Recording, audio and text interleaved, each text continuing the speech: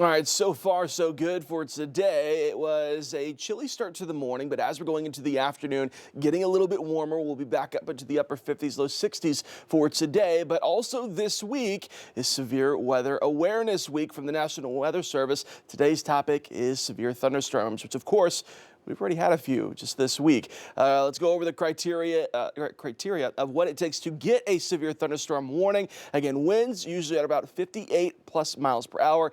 You need that hail threat or tornado threat as well will be cause for one of those severe thunderstorm warnings as well. Fun fact, next time, you probably already knew this, hopefully. If you hear thunder, more than likely there is lightning nearby, whether that reaches the ground or not. And the difference between that watch and that warning, that watch just means all the ingredients are in place. More than likely, we will see some type of thunderstorms within that watch time period. The warning means, though, that threat, of course, is imminent. Taking a look at currently what it feels like out there right now. Pretty comfortable today. Temperatures right now into those low to mid 50s. By the time we get to this afternoon, late afternoon into the early evening hours, more than likely we see some low 60s out there, upper 50s and low 60s. The people who hated the wind yesterday, not going to like the forecast that we have for our Friday. Overnight tonight into tomorrow, we're going to see some very strong winds once again. So by the time we're heading out the door tomorrow morning, we could see wind gusts anywhere from 15 up to 30 miles per hour, and then getting stronger as we go on throughout the day on our Friday. I think between Friday midday and going into the early afternoon, that's where we could see wind gusts once again from 20 up to 35 miles per hour once again for tomorrow afternoon.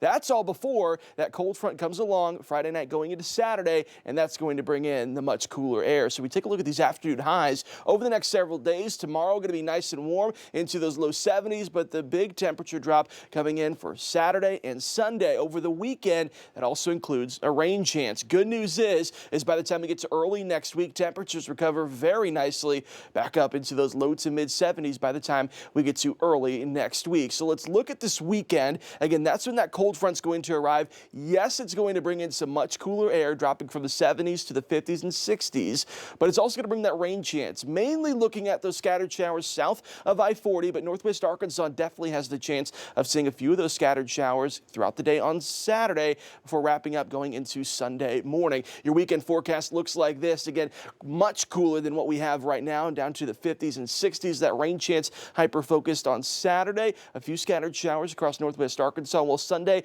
looks a little bit better across the River Valley. That's where the highest chance for that rain is going to be, mainly Saturday, but a few stray showers could leak into Sunday as well. Again, good news is by the time we get to next week, after this weekend, we're talking about much warmer air back up into the low to mid 70s. Northwest Arkansas over the next 7 days looks like this. We're making some pretty big strides when it comes to our afternoon highs, back up into the low 60s for today, low 70s for tomorrow, and then that cold front comes along, and that's going to bring in much cooler air along with that rain chance. Also happening this weekend, like we've mentioned several times, Saturday night going into Sunday morning, that's when we are going to lose an hour of sleep, and that's okay. Well, this happens every year, as long as that following Monday is a good start to the week. Right now, you take a look across the River Valley, looks pretty good right now. By the time it gets early next week, we're talking about plenty of sunshine and daytime highs into those low to mid 70s. So even though the morning team is going to be losing an hour of sleep over the weekend, which we cannot afford to lose, at least the first Monday back where we'll all see each other,